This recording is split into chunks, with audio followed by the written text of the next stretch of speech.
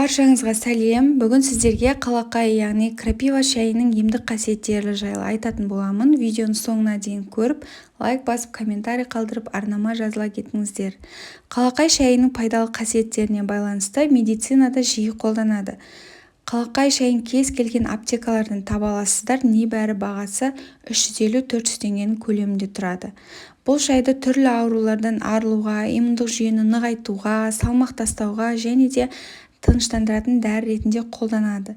Қалақай өсімдігінің құрамы 85% судан тұрады, сонымен қатар талшықтар, ақуыз, май және көмірсулар, макро және микроэлементтер бар.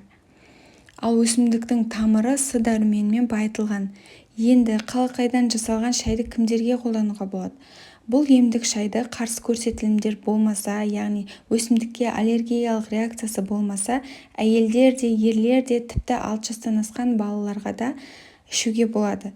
Шайдың ең бірінші пайдасы ол қабынуға қарсы әсері, және бұл шайдың көмегімен гемоглобин деңгейін көтеруге, қандағы эритроциттердің санын арттыруға, әйелдерде жатырдың тегіс бұлшықеттерінің тонусын арттыруға болады.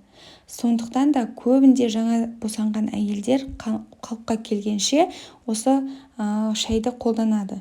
Сонымен қатар қалақай шайының метаболикалық бұзылулар кезінде, бауыр патологиясында, бүйрек ауруларында, құрғақ жөтелде, қуық аурулары мен геморройға қолданады. Шайдың балалар үшін пайдасы ол керемет иммуномодулятор ретінде қызмет етеді және де инфекция мен вирустарға төзімділікті арттырады. Қалақай шайын балаларыңызға жиі беріп отыратын болсаңыз, өсіп келе жатқан ағзаны темірмен байытып, анемия көріністерінен қорғайды және де денсаулығын нығайтады.